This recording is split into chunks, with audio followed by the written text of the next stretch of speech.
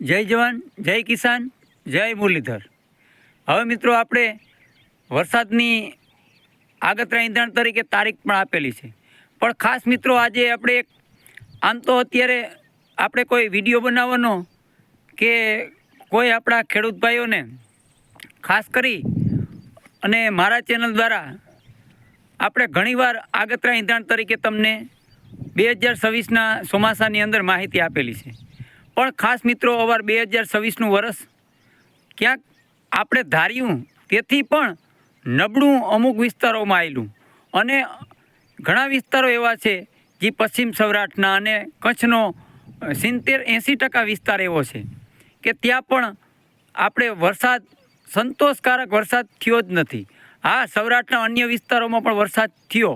પહેલાં, પણ ઓગસ્ટ મહિનાની અંદર વરસાદ નથી। તો આ તમામ માહિતીઓ છે એ 2 દિવસની અંદર આપણા વિડીયાની અંદર આગતરા ઈંધણ તરીકે આપણે તારીખ અને મહિના દીઠ જે માહિતી આપી હતી એ તમામ વિડીયા હું મારા ચેનલમાં મૂકી, જેથી કરતાં આપણા ખેડૂત ભાઈઓને ક્યાંક નજર આવે કે આગતરા ઈંધણ તરીકે અને દેશી વિજ્ઞાન જે કસકાતરા આધારિત અને પશુ પક્ષી અને વનસ્પતિ આધારિત જે આપણે માહિતી મેળવતા હોય ત્યારે આપણે અખાત્રી પછી આપણે જે તાણ મળતું હોય તે આપણા ચેનલની અંદર વિડીયોમાં કહેતા હોય, પણ મિત્રો જે અતિવૃષ્ટિ અને ખંડવૃષ્ટિ અને ક્યાંક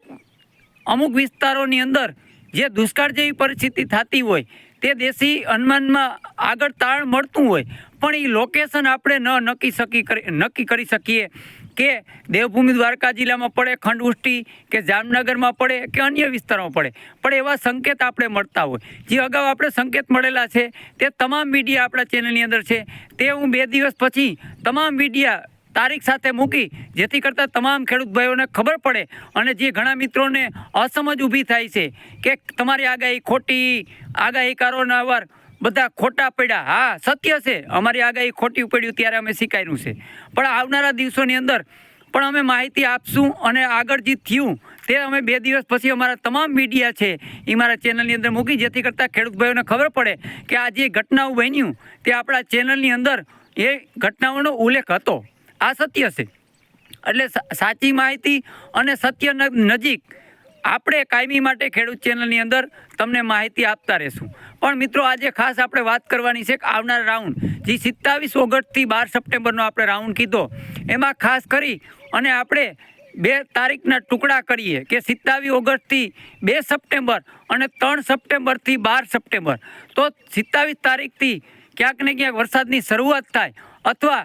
2 સપ્ટેમ્બર સુધી છૂટાછવાયા વિસ્તારોમાં વરસાદ થાય તેવી શક્યતા સમજવાની, પણ 3 સપ્ટેમ્બરથી 12 સપ્ટેમ્બરમાં સાર્વત્રિક રાઉન્ડ છે, એમાં આપણે વિસ્તારો અને વિગતવાર કઈ મિત્રો તો ઓલ ગુજરાતના તમામ વિસ્તારો, મધ્ય ગુજરાતના તમામ વિસ્તારો, દક્ષિણ ગુજરાતના તમામ વિસ્તારો, સૌરાષ્ટ્રના તમામ વિસ્તારો અને કચ્છના તમામ વિસ્તારો 3 સપ્ટેમ્બરથી 12 સપ્ટેમ્બરની અંદર સાર્વત્રિક રાઉન્ડ છે, તે પછી એ સપ્ટેમ્બરમાં રાઉન્ડ છે। પણ મિત્રો ખાસ એ નોંધ લેવાની છે કે અવાર જ્યાં વિસ્તારો દેવભૂમિ દ્વારકા, જામનગર જિલ્લો અને પોરબંદર અને કચ્છના આપણે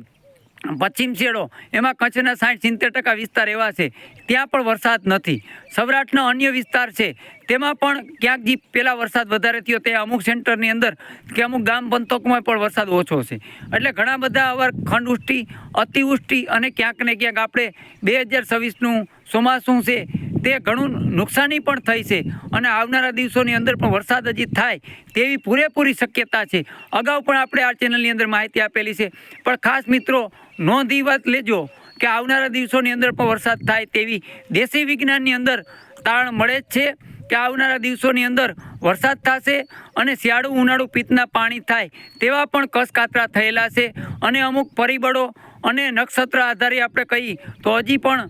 આપણા ચેનલની અંદર કીધેલું છે, પણ ફરી આજ રિપીટ કરી દો મિત્રો